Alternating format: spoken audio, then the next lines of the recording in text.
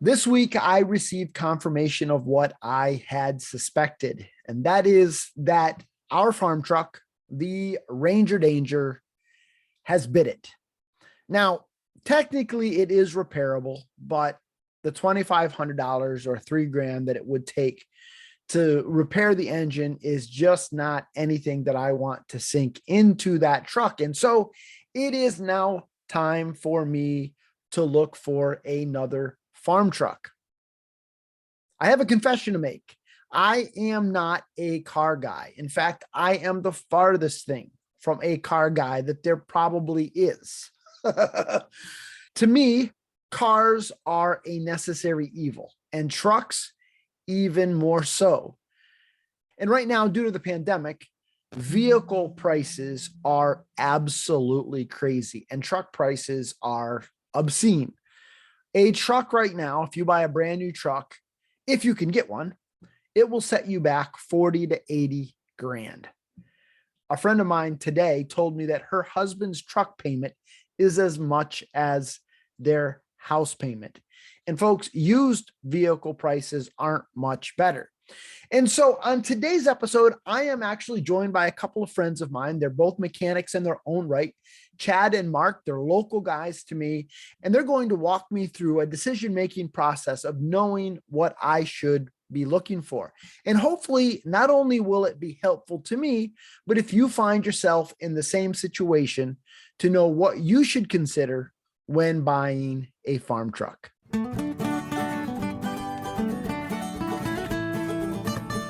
This is the Homestead Journey Podcast, the podcast dedicated to the pursuit of self-sufficiency, self-reliance, and sustainability.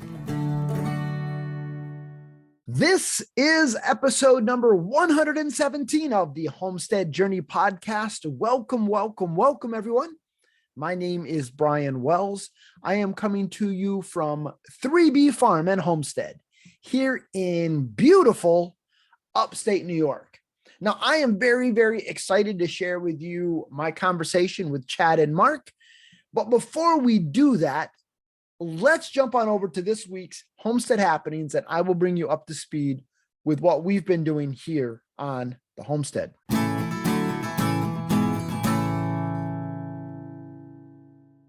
Well, folks, right now here on the homestead, it is absolutely a muddy mess. We have had several days this week way above freezing.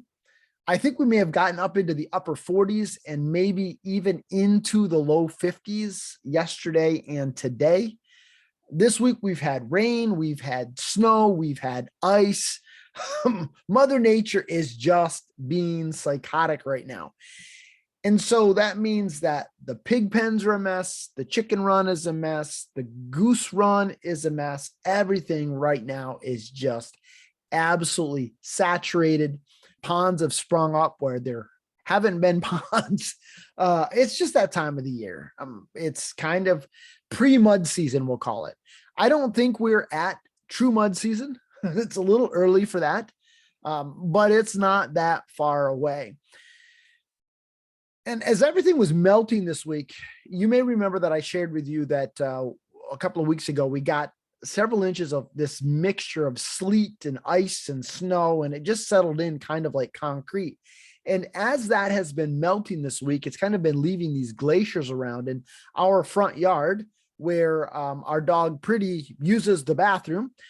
It just became one skating rink. And Pretty is getting up in age.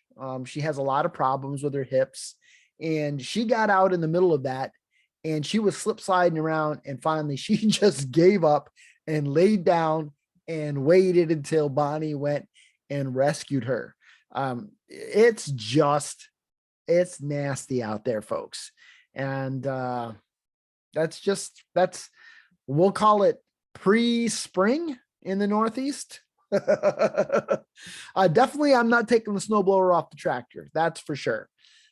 My guess is we may get another snowstorm here or there, and certainly more cold weather will come our way of that, I'm sure.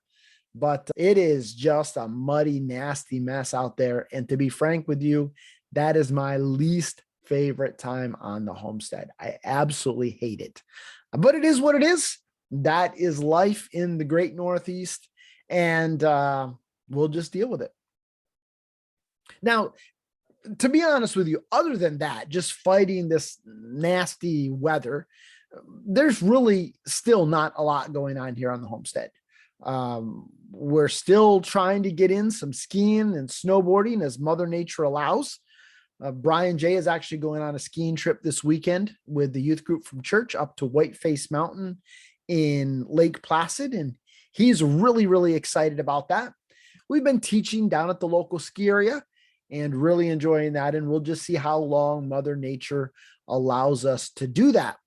Speaking of the local ski area, we had an exciting trip home yesterday evening from teaching there at Willard Mountain.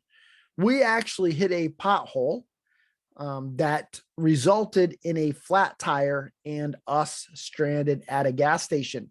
And if you're interested in learning more about that adventure and what I learned from it, well, that was the subject of this week's blog post. If you head on over to thehomesteadjourney.net/blog, you can read all about it and the lessons that I learned from a pothole on the way home from Willard Mountain. All right, before we head on over to this week's Charting the Course, I did want to remind you about the Supporting Listeners program. You spoke and I listened. The feedback I received from the survey in November revealed 3 problems with the program. The first was that people were unaware that the program even existed. And if that describes you, well, now you know. Secondly, people were very clear that they didn't like the fact that the community component of the program was via a Facebook group. And so we've moved it off of Facebook onto Discord, which means that you can access the community via an app on your phone or an app on your computer, or even via a web browser. So many, many ways that you can access the community. And folks, we're having a ball over there. It's just a really great group of people and sharing content, ideas, collaborating, encouraging each other. And so I'm really, really enjoying the Discord group, and I really think you will as well. The final problem that people had is that they felt like it was too expensive. And so we've added multiple tiers. The most basic tier that will gain you access to the community on Discord is only $3 a month. That's right, folks, less than a cup of coffee at Starbucks.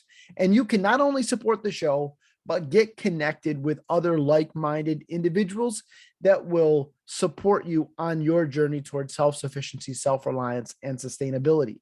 There are also $5 a month and $10 a month tiers with additional perks. But wait, there's more. If you sign up in the month of February 2022 in celebration of season 3 of the Homestead Journey podcast, you will receive a small token of my appreciation, as well as a handwritten note from me. So head on over to thehomesteadjourney.net/support for more information and to get signed up today. All right, let's head on over to this week's Charting the Course.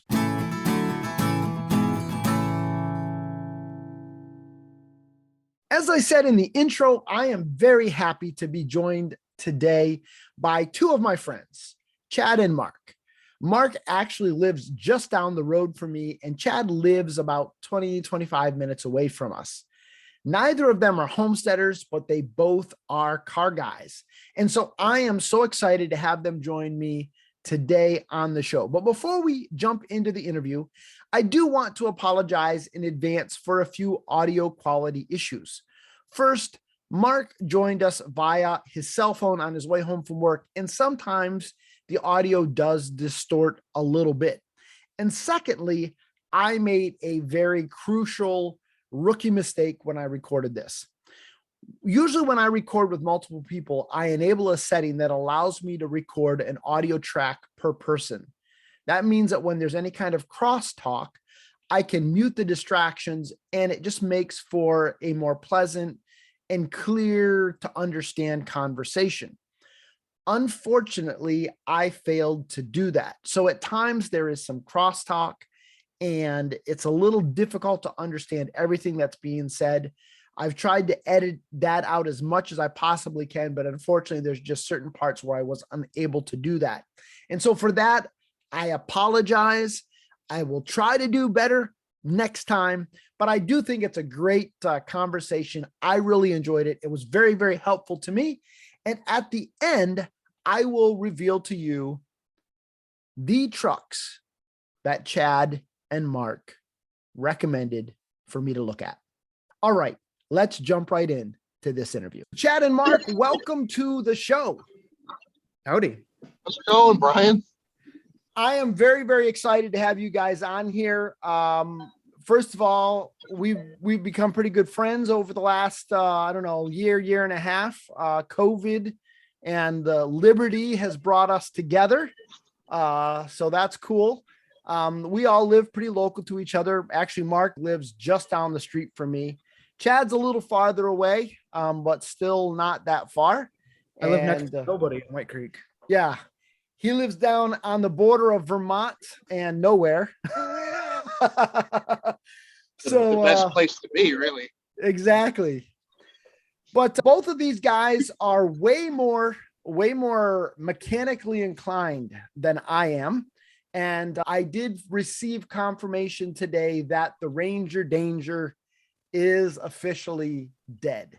Now, not to say that it is officially dead. It could be repaired. It's just that the amount of money that it would take to repair it is way more than I want to sink into it. So, Mark, thank you very much for your valiant efforts with the ball mountain hookup on the box. But we're done. This is going to kind of be a little bit theoretical. And now this is really moving into the land of practical for me. So this is really going to be where the rubber meets the road.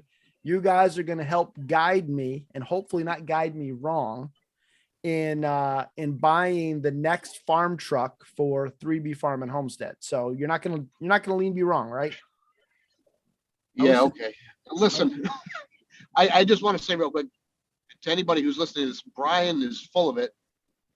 At least for me, Chad's probably qualified. I don't know anything at all. And I hate trucks. And I don't even know why I'm on this podcast episode, but I'm going to give it a shot and we'll see how it goes, I guess. Don't be too humble. Well, the reason why both of you guys are on the podcast is because you guys actually have legit lifts in your garage. So to me, anybody that has a legit lift in your garage is therefore qualified to speak on all things mechanical. That's the qualifier. Okay. Right? Now, to be frank, as you can see, those of you who are watching on YouTube, you can see behind Chad, he has, a legit truck, and he has the fancy checkerboard floor. And to me, if you have the fancy checkerboard floor, that really puts you on the next level. These guys are fascinated by tiled floor. Just so everybody know. All right, real quick though, Chad. Here's how you really tell. We discussed this prior to. How many disabled vehicles do you have on your property? That's true. This is the mark of a true farmer. I'm more of a farmer than a mechanic because I farm broke down vehicles. I grow them in my yard, and I have a wonderful collection of them. I think we're all in the same boat. We have a bunch of inoperable equipment. Yep. So there you go. So that's our real qualification, I guess. Yeah. So now that we've established that you guys are experts in the field.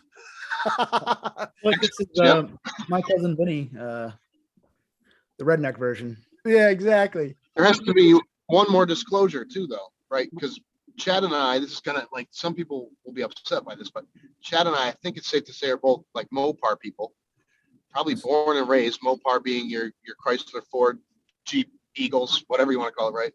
Dodge, But what did I say? I probably said, did I say Ford? You did say Ford. That shows how unqualified you are to have this conversation. He's out. Exactly. Yeah, it's over now. But no, and we're all traders too, I think, because I think Chad likes actual Ford trucks, and I drive a Chevy truck. I don't know. I have a Subaru, a Ford. I don't know what's going on here. It's a mess, right? In a past life, you were actually like a legit Subaru mechanic, right, Chad? Yes, we did a lot of Subaru work here before. Yep. And now you sling sandwiches for a living, which that's a totally topic for another day. But if you want to see some great sandwiches, look up White Creek Country Store on Facebook. You'll be blown away by the artistry that happens down there at White Creek Country Store. So Gorgeous sandwiches. Oh my goodness, I'm drooling just thinking of it. We're on the slate to make a trip down there in early March to partake. So just got to make sure that happens. We're looking forward to it. So anyhow, with all of that said, like the most rambling intro ever. I'm in a bind here. The Ranger Danger has died, and so you guys are going to help me figure out what I'm going to do next. But I figured the first place to start is by asking this question: do I really even need to buy a truck? So my point of this episode is not just to kind of walk through my experience, but to help other people understand if they're kind of on the fence about my homestead's grown. I'm finding that I'm having to cart home a lot of hay in the minivan or feed in the back of the Honda Civic and really turn it into a lowrider. At what point do I need to buy a truck? So I guess that's the first question. At what point do you think I really need to buy a truck? I'll just start with this because I have given a little bit of thought to this. I think that trucks are kind of a necessary evil, or at least they are for me. In my case, I tow a car trailer. I do flip cars. I used to work for a GMC dealership many years ago. The first Great Recession put a stop to that.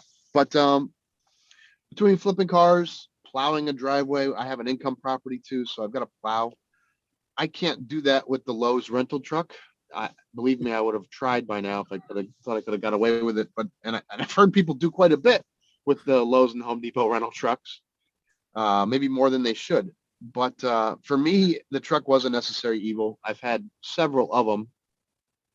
Can't think of one off the top of my head that I really liked, but I do just kind of tend to keep them going. I don't have the budget to buy a new truck, but if I did, I'd be looking at a 3/4 ton pickup due to the towing and the plowing requirement.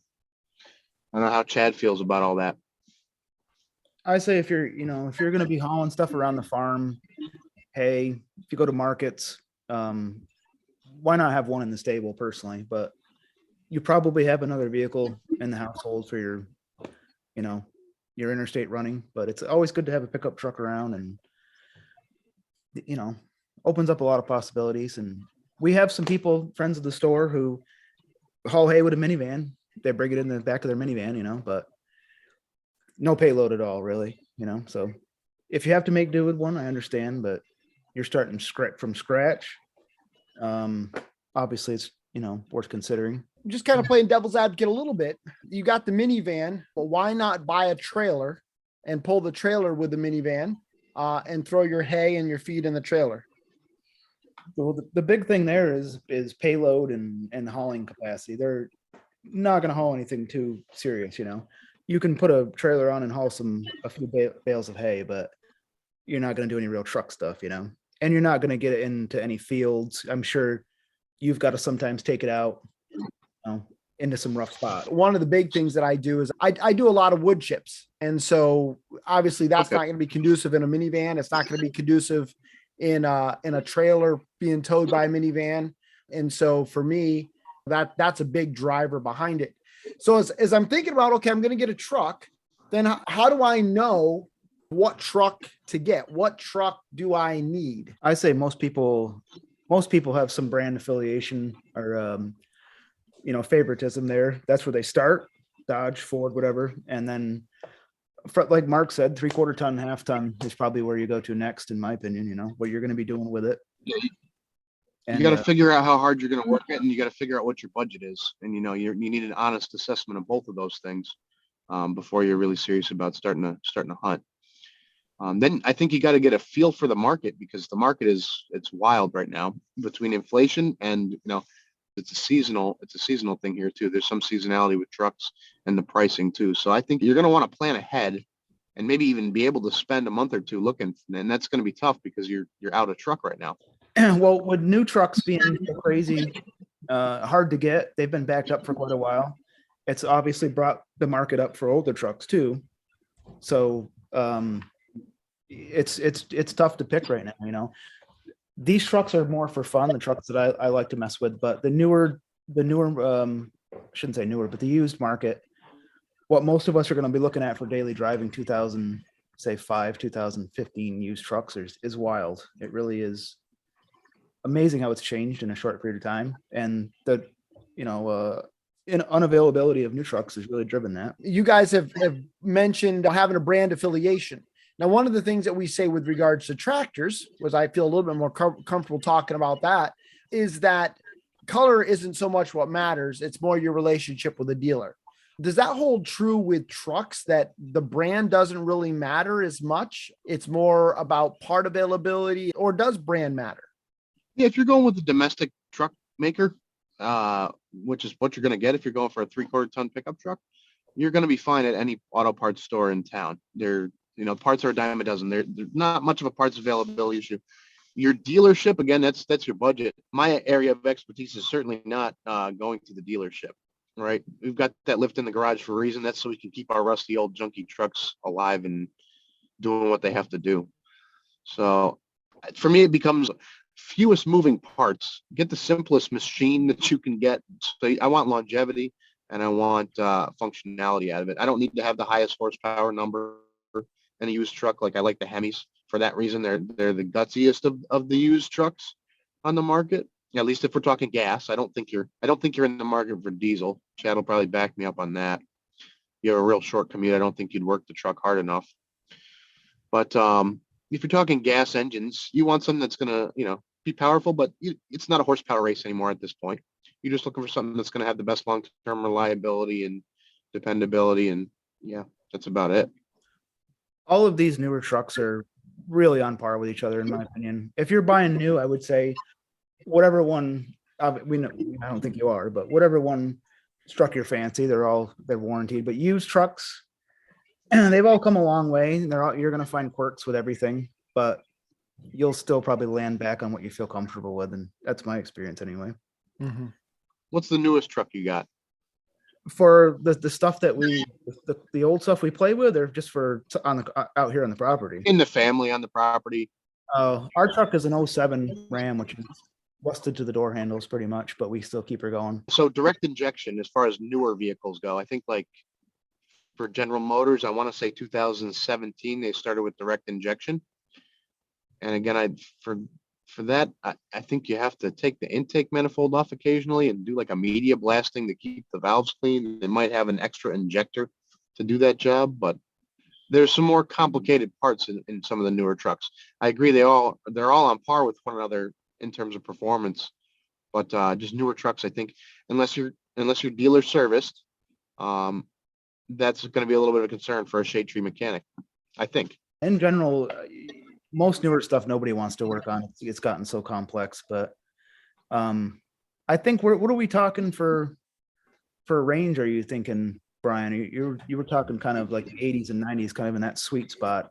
Yeah, for me, certainly a new truck is not in the budget. I mean, 40 to 80 grand for a brand new truck that I'm just going to beat the crap out of just makes absolutely no sense to me. And to Mark's point, they're so complicated. I mean, not that I like to wrench on stuff. I don't have a garage like you guys have, and I don't have a lift for a reason, because I don't like to wrench on stuff. And so for me, certainly keeping it as simple as possible and looking for that kind of that sweet spot of longevity and reliability is kind of where I'm at. I'm also looking at it from the standpoint, and in one of our previous conversations that we had, you guys were talking about trying to get before a prior year, because before that year is when they had and I can't remember, was it the onboard computer system, or what was it that you referenced? They've all got OBD. It's OBD1 or OBD2, depending on what year they are. I think, like, what is it, Chad? After 96, they're all OBD2? Yes, 96 and down is one. This is going to not really matter so much, though, if you get a 3/4 ton pickup truck, because they are emissions exempt Correct. What is it? So we should have researched this beforehand. Geez, I don't want to give people misinformation in this day and age, but I think it was like 2008, maybe it was around the cutoff year. So if your truck is older than 2008 and a 3/4 ton pickup truck, you're not worried at all about emissions inspection. You're just going to do a safety inspection when you go to the dealer or wherever you get your vehicle inspected. So your check engine light, it doesn't matter if you got a 3/4 ton pickup truck. Now, is that I'll just put in it New to you. York State or is that across the United States? As far as I know, that's New York State, but I do know that 3/4 ton and above pickup trucks were EPA exempt from having to report their mileage. So it may be common in other states too. Once you got to a 3/4 ton truck, it was kind of like, this is like a medium duty truck. They know that the truck gets crap gas mileage and it's not the best thing for the environment. So they kind of just stop paying attention. That's how it seemed to me. Generally farm trucks. The majority of them goes to farming working folks. So yeah. Before we go too much farther, we've talked a lot about 1/2 ton, 3/4 ton, 1 ton. Explain what that means to somebody who doesn't know anything about trucks. Well, that's payload capacity, basically. 1/2 ton is like these 5 lug F-150s, and then 250s or the 3/4 tons. Heavy duty suspension, everything is met, with towing and working in mind. So usually the front and the rear coils or leaf springs are all much heavier duty, and obviously that allows them to haul bigger loads. But the downside is worse fuel mileage, and they ride like a truck. They'll ride like a tank, And so do. the higher up we go, the more we can tow, the more we can carry. But the trade-off is that your gas mileage is going to suck even worse. Your ride is probably going to suffer. So there's kind of trade-offs there. Yeah, absolutely. If you're just looking to bomb around, to the Home Depot and throw a few boards in it, and a 150 or a 1/2 ton usually works real well. But if you're towing trailers and you're throwing loads of wood in the back, then the 3/4 tons shine pretty well. But yeah, just merciless on fuel. One of probably the deal breaker for you is if you ever have to move your tractor, right? I would think you got to rule out a 1/2 ton. Mhm. I think. Mhm. Or I just need to have a buddy that has a 3/4 ton truck with a Well, now you crack the code. Now you crack the code, right? Like you don't need a boat. You just need a friend with a boat. That's right. That's right. And I happen to know a guy. I actually happen to know a couple guys. So That's totally reasonable too. So you could get a 1500 or a 1/2 ton pickup. You could totally look at an F-150, Ram 1500, Chevy 1500. You certainly could if you don't think you'll need that extra capacity. My 1500 Chevy that I had a couple years ago, I plowed with it. I'd be grinding the front end on the ground because it couldn't hold the plow up hardly. And when I towed with it, it'd be dragging the back bumper on the ground.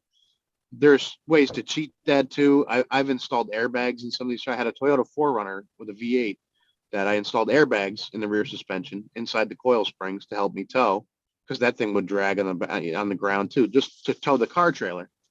And of course, that didn't solve my plowing problem. But there's lots of ways you might be able to find something that's a happy in between, and will do most of the things that you needed to do. But the reason I think I ended up with a 3/4 ton pickup in that year range, right, pre-2008, is because the damn thing is it hasn't held me back from doing anything yet. I don't drive it every day though, too. Not that you have a long commute. If I had to drive this truck, an hour every day, forget about it. It'd be a different story. But I don't know. There's nothing that I would hesitate to do in a 3/4 ton pickup. So it's just one less thing to worry about.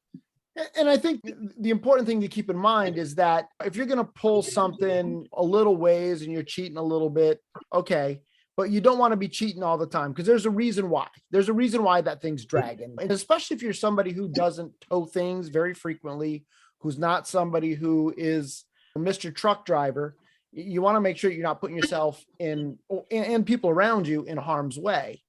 It really comes down to making sure that you have the right tool for the job. It's really kind of, you're not going to hit everything. And so maybe there are times when you have to call your buddy up who's got the 3/4 ton or he's got the 1 ton to say, hey, I need X, Y, or Z. But it's trying to find that sweet middle ground where you're checking as many boxes as you can, keeping in mind your budget and all of the factors. I mean, if you've got a long commute, I don't have a long commute. So for me, gas mileage isn't as important, where for you, Mark, you travel quite a distance. If your truck was your daily driver, that'd suck. I need a new job for sure. Yeah. Yeah, realistically, I think I don't know what yours gets, Chad. My Ram, I had a 2005 Hemi Ram regular cab, 3/4 ton. I think that thing ran right around 12 miles per gallon. Yeah, ours is a half ton, so you might get 14 on a good day, but I haven't checked it lately. We're trying to keep her alive, but she's getting pretty tired. I'm sure it's not at peak performance, but yeah, they're not so great. The 3/4 tons that we've had in the past were real bad, but hauling cars around, we've bought and sold cars and collecting old cars. The differences are very apparent when you're moving stuff half ton versus 3/4 and 1 ton. But if you're, that's doing it all the time. It'll surface quickly if you do it frequently. You'll see the difference. But and then you can't really skirt the fuel mileage issue. You just have to kind of absorb it. Yeah, just driving unloaded in a 3/4 ton pickup. I'm talking, you'll probably be getting 12 miles per gallon. Yeah, Maybe you can do a little better if you're light on it. They'll be sub 10 if you got to haul a car around. Oh yeah, the gas flies through those things for sure. Yeah, but yeah, and you could probably take that to the bank. You'll be getting 11 miles per gallon, roughly, give or take a mile per gallon, to in a 3/4 ton pickup truck, regardless of what you're doing. If it's a regular cab, extended cab, doesn't really matter. Just on the point of comfort, real quick too. My observations with and this is not a Ram half ton observation. This is the 3/4 ton Ram, had a solid front axle, and the regular cab truck, that truck rode like a skateboard. Plenty of guts, really nice, tough truck. The Hemi was great. Transmission was great. Towed great, but it rode like a skateboard. It was pretty rough to do any kind of commuting in. The Chevy is torsion bar front suspension, even on the 3/4 ton. And the extended cab, I think, makes it a lot nicer of a ride for whatever reason. Again, this is like a 05 Chevy Silverado 2500 HD. So that's something to think about. I think extended cab, I don't know if you need that practicality or not. If it's really a farm truck, I think you probably have to get a regular cab. That's like official farm truck, is just a nice regular cab work truck. But the extended cabs are nice. You may want to just throw some crap in the back seat sometimes too. It's nice to have it out of the weather. With the Ranger, I had it wasn't extended cab. It was kind of like the jump seats in the back there. And what it ended up doing was just collecting a bunch of junk, because it really wasn't practical to ride back there. So it just ended up being a junk collector for me, which is probably what anything, if it has a rear seat, will end up doing for me anyhow. Hey, jot that down then, because that's a big thing. So you're kind of narrowing your scope a little bit. Regular cab truck, you're getting somewhere. I think you want 4-wheel drive, right?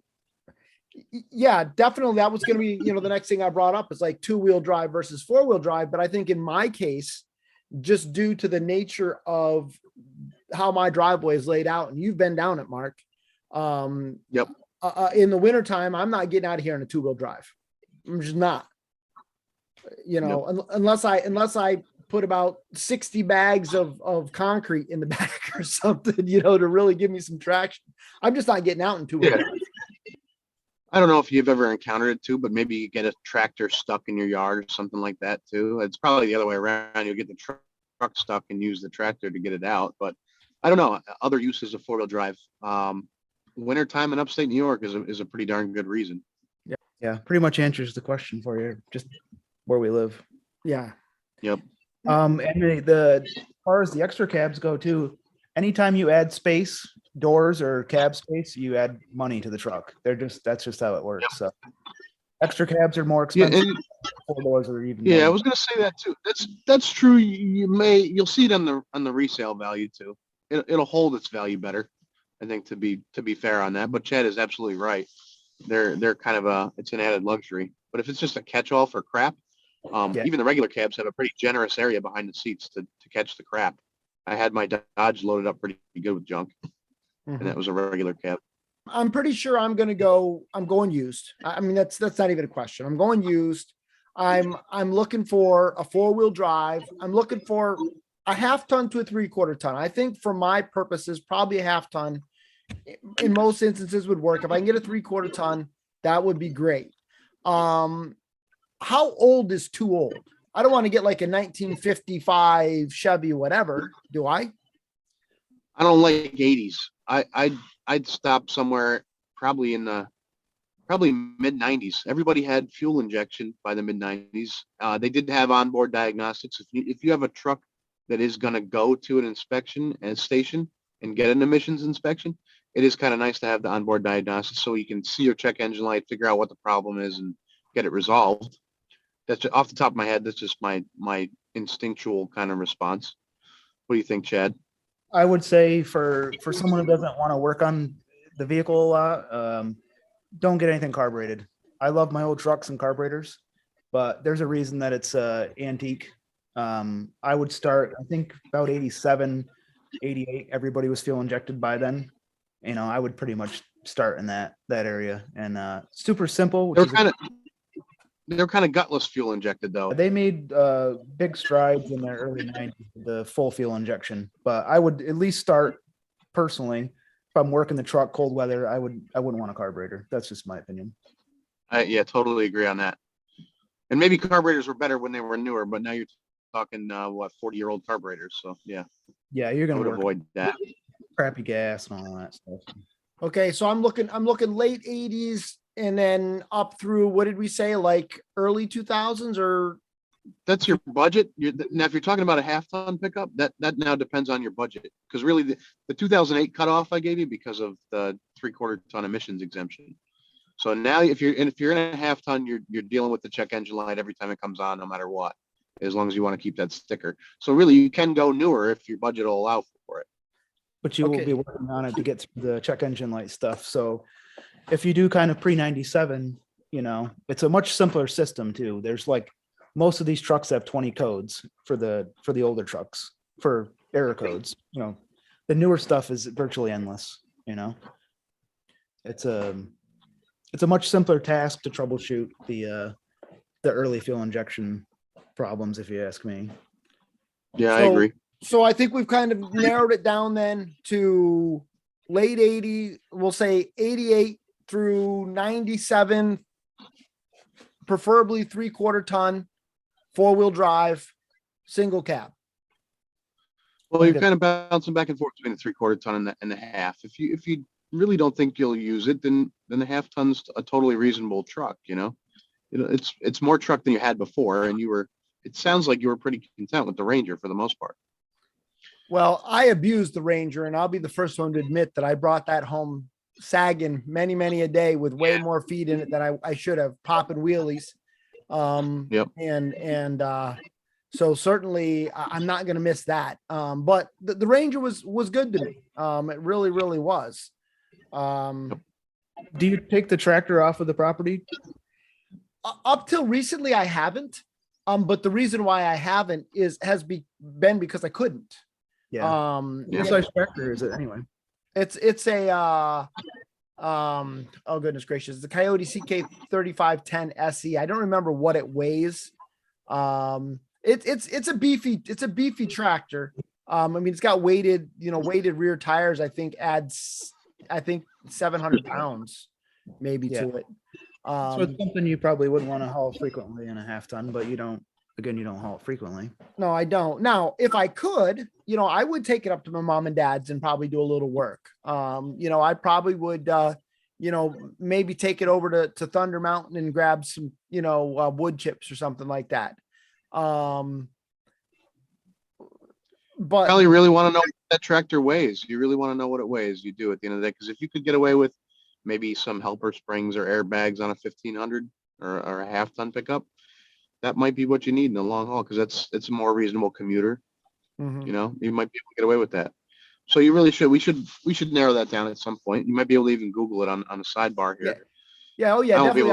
I can look that up. And actually I probably have it in a spreadsheet somewhere, because when I bought that tractor, I went way crazy overboard with all of the specs. So I'm sure I've got that somewhere. So right, and it's going to depend if you're hauling the snowblower with it too, or if it's just the tractor without exactly. implements. Yeah, for sure, for sure. So a couple other things that I wanted to ask about. First of all, I've mentioned wood chips a lot. I do a lot with wood chips. And the thing that's been really nice about having the tractor has been that I don't have to shovel them in. But the downside to not having a dump body is that I did get one of those Harbor Freight conveyor belt things, which has worked nice, but it's still not perfect. And so I've thought, do I need a dump body? So what are your thoughts on that? I don't know much about them. I've seen, I know that you can somehow convert like a pickup truck bed into a dump bed. That's going to add weight to your truck. That'll take away from your payload. You got to just factor that in. It's a minor adjustment there. But I know that there's lots of bodies, aftermarket bodies around for sale. Again, I think you're talking more like 3/4 ton, even 1 ton pickups for that. Or you find a truck that's already equipped with one. Yeah, dump bodies are usually you're gonna find that in 3/4 and 1 ton. That's gonna pretty much move you up there automatically. And driving around in a dump truck when you're not using it is just, it's kind of dreadful, you know.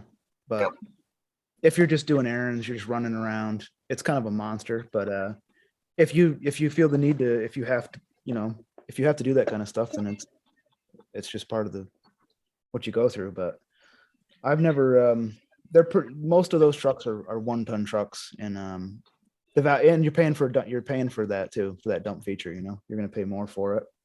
So maybe instead what I need to look at is getting a dump trailer. That's always a good option. You can haul that behind anything. Okay. They make heavy duty enough dump trailers too that'll haul the tractor as well. I think if you don't already have a tractor trailer. Yeah. That's a good point. That's a good point. So then you're kind of killing 2 birds with 1 stone. Although I much prefer just to go down the street and borrow my buddy's car trailer. So that's my preference. I don't know. Yeah, we still got to figure out if that'll work. If I'm the buddy you're talking about, I didn't mention any names, but I've got a buddy down the street that's got a car trailer. We got to make sure you won't fold the car trailer in half though first. That's all. Yeah, that's true. That is 100% true. So speaking of which, that car trailer's got a little bit of orange stuff on it, right? So we should talk about the elephant in the room, I think, which is rust. So that's, you can talk about finding 1990s pickup trucks, and then you can actually go and try to find one, and you'll find that the earth has reclaimed most of them at this point. So your options are going to be kind of limited by what's rusty around here. Chad knows a little more about this stuff than I do, because I think he's been able to find some trucks that aren't inflicted.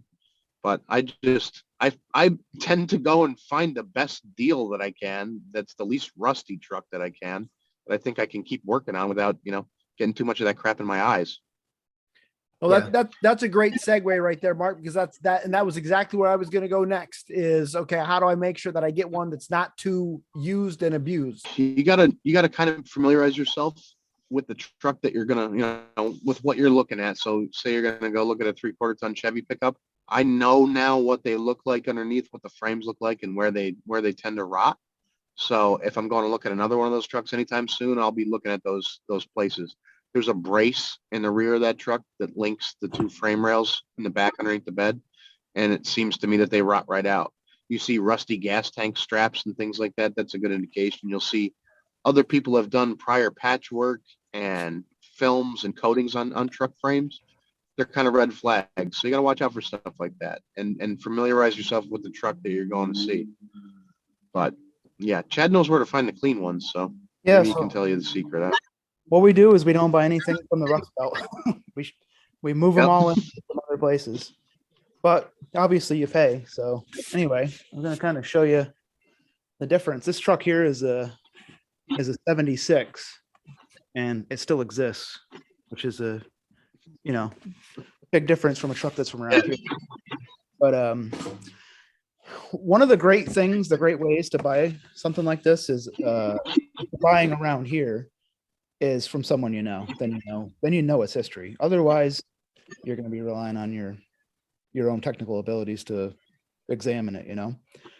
The way I see it, if it's not rusty, I don't really mind putting my time and effort into it. If it's a rusty truck, I feel like at some point they're a lost cause, But a truck like this, I don't mind tearing it apart completely if I have to fix something. a lot easier to work on, and its value obviously is going to maintain pretty well. But Mhm. You're So- saying you wouldn't have to cut the bed off it? hopefully. But yeah, it's pretty remarkable. And this truck here is a 77. This truck is from northern Idaho, and it's wild the differences. But we try to avoid anything that is in the Rust Belt if possible for classic vehicles anyway. And therein lies my issue, is that I am looking in upstate New York. So I'm looking in rusty, potential, rusty areas. So as I go to look at these trucks, you might have a pristine body, but that doesn't mean that the frame isn't rotted all out. Plow trucks are as a general rule, at least be very suspicious of plow trucks. Oh yeah, They get ridden hard and put away salty. They take a lot of abuse, and their frames are the first to rot. And you might even find a nice deal, or what looks like a nice deal, on a low mileage truck, and maybe it was low mileage because it was just used as a plow truck. I've played that game. You'll find yourself a rusty truck that way. So I would avoid things with plow frames on them, or anything that's been plowed with. Trucks that were towed hard with too. I'm doing myself a disservice here, because I could sell you a real nice Chevy truck, but I'm telling you all the things to avoid. I've driven that trucks truck. that tow a lot too. Oh, that's right. Yeah, you'll never buy that truck. Hey, it's got brand new stainless steel brake lines on it now, though. Oh yes. Thanks to my test driver. Yeah. So for people who don't know, Yeah. Mark very graciously lent me that truck while he was working on the bed of the Ranger Danger. And he told me, he went through, he was like letting me know, like, it's the plow truck. I don't drive it a lot. It sits around a lot. So just keep that in mind. And so I was like, great, and I drove it, and it was like the brakes were just really, really spongy. And I think I even said something to you about, like, boy, these brakes feel really spongy. You're like, oh yeah, they're always. Yeah. I said GM brakes. Yeah, they're kind of spongy like that sometimes. I don't know. I didn't know what Brian meant by spongy. Brian's idea of spongy is when the brake pedal goes all the way to the floor, apparently. Because this must have developed a pinhole in a brake line, and Brian's driving it around with, like, I don't know, an ounce of brake fluid in it, touching the floor with the pedal. All Brian, I you're knew is braver I had to brake like 10 minutes, anticipate that I was going to brake like 10 minutes before I needed to brake. So when I started talking to Chad and Mark, like the first qualifier on my list of what I needed in a truck is that it has to have brakes. That was the first thing. So thank you, Mark. Somehow I still ended up on this podcast. I have no idea that doesn't make sense at all. Well, but, that's how it is. This is the used rusty truck life. So right away that truck got new stainless steel brake lines on it, in probably a fleeting, effort to not have to replace them again. But so the brake lines, nothing lasts. The brake lines will be good while the rest of the truck is being made into exactly. Yeah.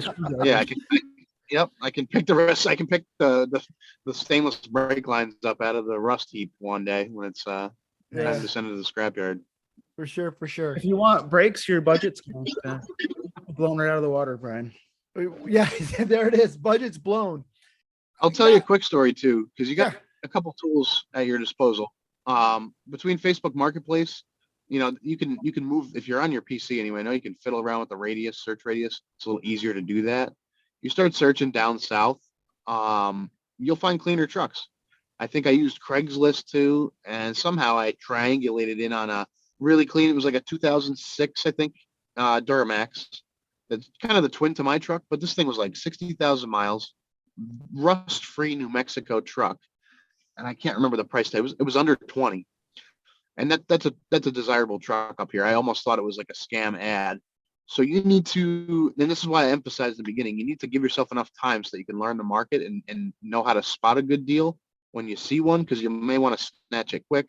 That truck was gone the next day. I told my friend about it, and I went back to show him the ad, and it was sold. So I'm like, okay, I guess that's how fast you have to act when you do come across a clean truck. So prepare yourself like that. Learn what you want. Look for it, research it, and start to get a feel so that you don't miss a good deal when you do see one. That's some of the best advice I can give you, I think. Excellent. And stay south of us as much as possible to, Yeah. continue on. Connecticut has some surprisingly decent vehicles. And if you're looking in the late 80s, early 90s, the Salt may not have had as much of, time as like these trucks here to get to it. But when we were buying and selling cars in our dealership a lot, we would go to the Connecticut auctions, and the difference in quality of vehicles was amazing compared to the Albany auction. How Okay. does Vermont do? Anybody know anything clean in Vermont? No, nothing. Really? Yeah, it's bad. I know they Very got a lot of, yeah, all right. They got a lot of dirt roads, and I know they sand maybe more than salt sometimes. I thought maybe you get lucky over there. bad. Unless someone shipped it in from somewhere else is the only, Yeah. wild card. I think it's going to be tricky because it's almost like you want to go all the way like deep south, because that least you're not going to find rust when you get there. If you go to Connecticut, that's still a heck of a haul to go and look at a truck, right? On the chance that it might not be rusty. Maybe I'm wrong on that. I don't know. Like, I'm thinking in my mind, I'm like, well, if I'm going to get on a flight and go to New Mexico, I better be damn sure this truck is going to be clean. And I think in New Mexico, that should have been a rust-free truck. I don't know. Generally I'm pretty still safe. on the fence. I'm still kind of on the fence about this myself. That's probably the strategy I'm going to employ, Brian, when I go and look for one. It'll be something similar to the truck I have, 3/4 ton, to avoid the inspector. And that's not so much I want to pollute the environment, and I don't care. It's just, you don't have to worry when the check engine light pops on. You don't have to run yourself into the shop. And to be clear, So- they still go through, not to interrupt you, but just to clear the inspection thing up, they still go through a safety inspection, so everybody knows. Right. They're checking Right. tire Yep. rod ends, and just wanted to throw that out there. Yeah. We're not out to harm the environment or do anything unsafe, even though I drive around with no brakes sometimes. No, you have your neighbor drive around with no brakes. Yeah. That's what I mean. Let other people drive around, no brakes. Yeah. Hey, but that truck had a good valid inspection sticker on it when he drove it, so hey, It was good. it's It was almost good. like And hey, I'm not apparently New York State complaining. said it was good. It got me from point A to point B. I'm not going to say that it got me from point A to point B safely, but I live to tell the story. I've got a good story to share. And so at the end of the day, it was all worth it. Yep. We like to repurpose what we have. The homesteading thing is make the most of what you have around you, right? It's the same Right. thing with That's trucks. right. Yeah. That's Absolutely. right. It's I like kind of that reduce, reuse, recycle kind of idea, that mentality of doing the best you can with what you got. And so I think all of this really does play into it. It's about, trying to stretch the dollars that you have as far as you can and find the right tool for the job. And so that, I really appreciate all of your guys' feedback and input and expertise. So thanks so much for joining me here. And I would say to everybody to come check out your social media links, but Mark tries to hide, and Chad is a sandwich guy. So check out White Creek Country Store on Facebook. We don't recycle or reuse anything. Or No, repurpose. the freshest ingredients in the Capital District. There you go. So thank you guys so much. I really, really appreciate it. Thanks for having us on. Yeah, All right. thank you, Brian and Chad. Good talking to you guys. Good luck Yeah. with the truck. All right. We'll Thanks. talk soon. So Mark and Chad, first and foremost, thank you so much for coming on the show. I really enjoyed our conversation. But after we were done, we realized we hadn't really brought things to a conclusion. And so afterwards, Chad and Mark both sent me their recommendations for my next farm truck based on our conversation. But before I give you those specific recommendations, let me just kind of recap the general thoughts. First of all, we need to consider budget. And since I don't have 40 to 80 grand to sink into a truck, that automatically puts me in the used truck market. Second, we need to consider size. What am I going to be doing with it? And that's going to help me to determine kind of what I should be looking at from a payload perspective. And our general consensus was that a 3/4 ton might be better, but a 1/2 ton probably would be sufficient for my needs. Third, I need four-wheel drive. That's not even a question. Not only does my driveway demand it, but after all, I do live in the great Northeast, and that pretty much answers that question anyhow. Fourth, I probably should look for a single cab. With a bench seat, it can seat three, and that's what I have in the family. And we generally don't ride around in the farm truck as a family anyhow, but if we need to, we can. But by cutting out that back seat, A, I'm not going to have more room just to collect garbage, and B, it should keep the costs down on the purchase price. Fifth, I don't want to go too old and buy something carbureted because I don't like the wrench on my truck. Fuel injection is probably going to be a better option for me. But sixth, I don't want to go too new either, both from a budgetary perspective as well as the whole emissions thing. Seventh, avoid plow trucks, period. Eighth, if I want something that dumps, buy a dump trailer. I'm not going to want to be driving around in a dump truck. Ninth, buy as far south as I possibly can to avoid rust buckets. And so those were my general takeaways from our conversation. But as far as their specific recommendations, Chad said, buy a 92 to 96 Ford F-150 or F-250, while Mark said, avoid Fords from that era altogether and instead look at a 95 to 08 Ram 2500 or a 2001 to 2007 GMC or Chevy 2500. Well, folks, I have no idea what I'm going to get. I'm going to look around, try to take my time as much as I can, but at the end of the day, I need a truck. Spring's coming. I need to be able to haul wood chips. I need to be able to haul feed and hay, although I can haul feed and hay right now with my trailer, but I can't haul wood chips on it. So I've got to do this sooner rather than later. I'm going to take into consideration all of their advice. I'm going to be looking at 92 to 96 Fords. I'm going to be looking at 95 to 08 Rams. And I'm going to be looking at 2001 to 2007 GMC or Chevy products. I'll let you in on a little secret though. I am a little biased towards the Fords. My guess is that's probably the direction I'm going to go. Sorry, Mark, but I do kind of lean a little bit more in that direction. But at the end of the day, I am maker agnostic. What I want is a good deal on a reliable truck that's going to get me from point A to point B and not require a lot of work. So what do you think? Are there some other things I should consider? Are there questions that you would have liked me to ask or you want me to ask? Do you think that they're dead wrong? Do you think that they gave me bad advice? Let me know your thoughts by emailing me at brian@thehomesteadjourney.net. Now, on next week's episode, I will be joined by Amy Dingman from A Farmer's Kind of Life as we talk about keeping it real on the homestead. Until then, have a great week, everybody. And as always, keep up the good work.